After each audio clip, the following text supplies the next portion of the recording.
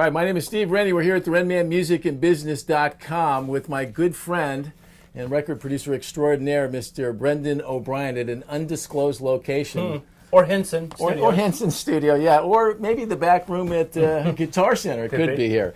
So we're here today. I'm stoked to have Brendan here with us today to talk about what it is a producer does. You know, people see those Grammys get handed out every year, and I'm sure most of them are wondering, what do those record producer guys do? So before we get into that, I want to get a little background on you.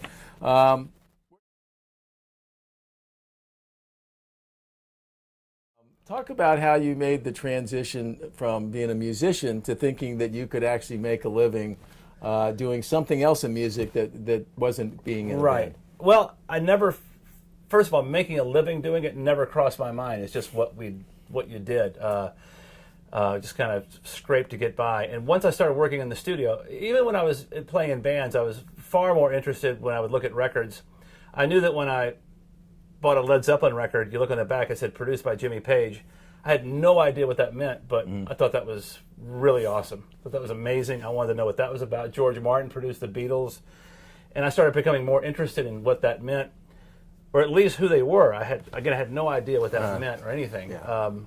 So when I started working, started a family very young and needed to have a job that wasn't playing in clubs every night, started working at a studio as an assistant engineer, and really took to it, really enjoyed it, and started learning how to engineer and record and things like that. So just gradually that became producing small independent records in Atlanta. If you were a band in Atlanta at that time and you had $1,500, I was your guy that could make an entire record for you in about 3 or 4 days, and that's how I got started. Now let me ask you this. We talked a lot. I was lucky enough to have some mentors in my career.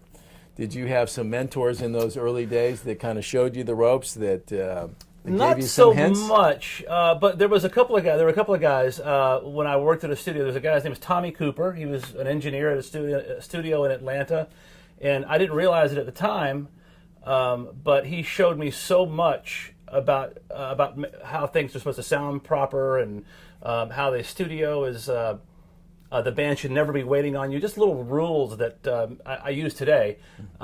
He worked very fast. He was all about the artist or the band is sort of king. You got to make them happy at all times, and without making it crazy. So yeah, I learned a lot from that guy. Later on, I did a couple of records with Bob Ezrin. He was a producer, and I engineered, and it was he was a little out of control in the studio, but I learned quite a bit from him. Bob Ezrin was Pink Floyd, correct? He had done The Wall and Peter Gabriel records and things like that. So I remember the first time I talked to him on the phone, I was the guy in Atlanta, and there was a band in Atlanta making a record, and he just used whoever was in that city. And I remember saying to him on the phone, I can't believe this is going to be great. I'm so excited. He goes, oh no, you're going to hate this. Here. So you mentioned that even Brendan O'Brien, big time record producer, looked at records back in the day and wondered, what is it that a producer does? And I think it is kind of one of the mystery jobs in terms of how that works. So I did a little bit on our site about what everybody in the record business does: producers, managers, labels, and so forth. I'm interested to hear what a real record producer, how you would describe your job as a producer. Honestly, for me, it's fairly simple. It's your responsibility as a producer to make sure that whatever the end result is the best songs you can have, are the best performances, the best sounds. If it's a solo artist you're working with, the best players.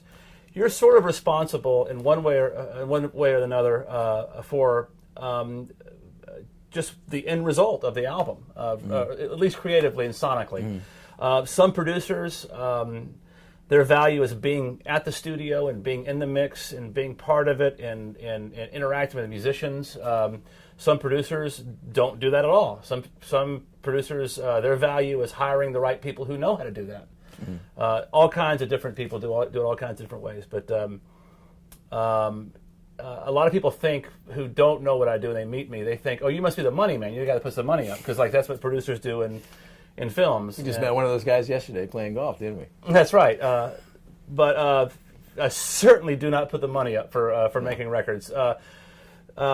And I also like to think that people understand this. A producer to making music is much like a director is to making films, for making films. So it's the same kind of thing. It's funny, we did an interview with Mikey, who had, it's interesting to talk to a musician about how they view that process.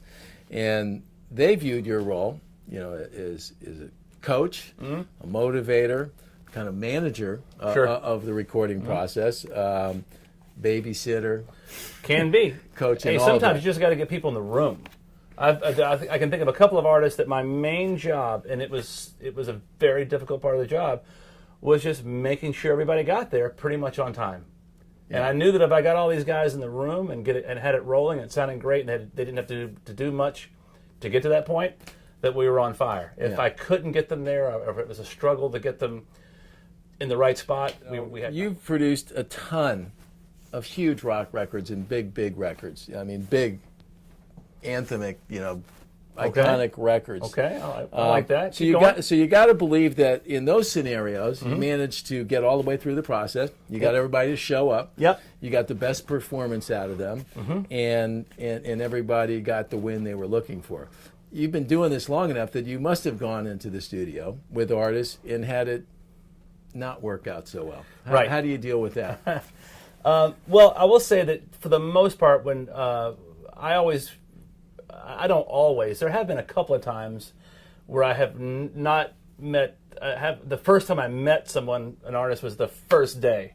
I met AC/DC. I worked with them a couple of years ago and ended up having a great time, and I thought it came out great, and they were very happy, and it did well. The first day I met those guys, even on the phone or anything, was the first day of recording.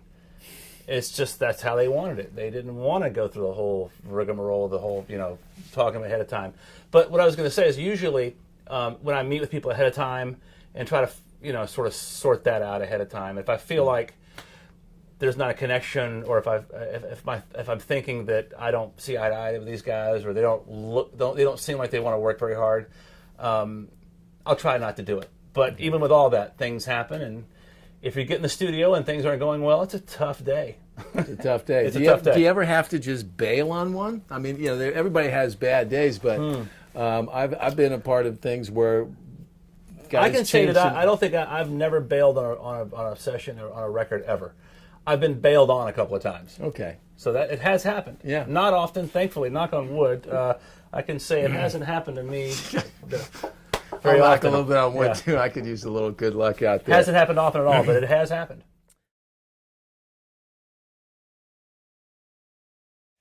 Your career moves on. You have a lot of success. You start working for major record companies. Yep. And $1,500 that's deli tray per day, right?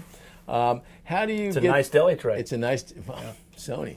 How do you go from that guy to now you're making hit records, and now a record comes in? How do you decide whether to make the record or not?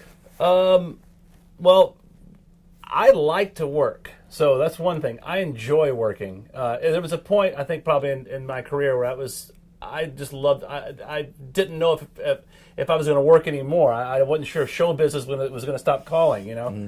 But so I like to work. So I tend to, if I like what someone's doing and it's a good situation, I'm probably going to be up for it for the most part. But there are certainly I have to if the material is there, the songs have to be there. The songs have to be something that I'm excited about, and I think that the public would be excited about. Once that's all kind of satisfied, it's really about does the band or does the artist need help? Do they need my help, and do they want my help? That's really kind of where it's at, because I've been in situations and meetings and talked with people, and it's clear I think they need my help, and I think that I could help them quite a bit, but they don't think so. And that's no good for me. So I would probably say no to that. If you've decided you're going to work with an artist, you've listened to the songs, you've kind of described what it is that you want to see in the songs, right? How does the process go from there? We talked about rehearsal. We talked about set. How does that all go from the time we're going to make a record, to the time you send them off and hand in the record to the record company? Well, every artist, every situation is different. There's no one way that it goes on.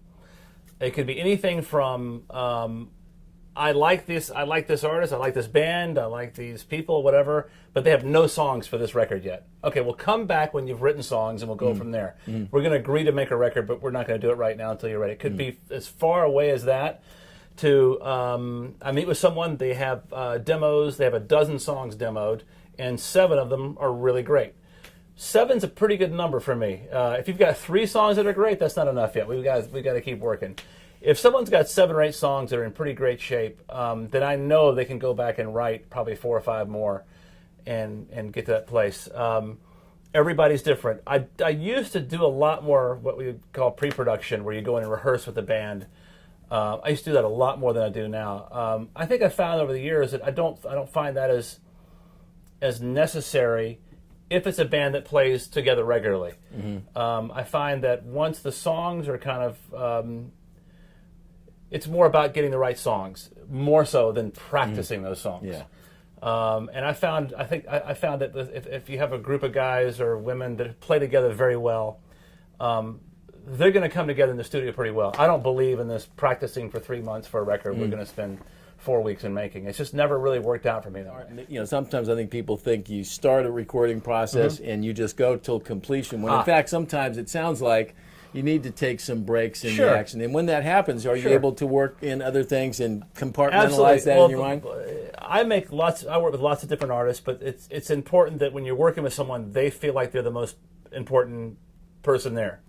You don't want to be working with someone and they feel like you're watching the clock for something else. You just can't have that.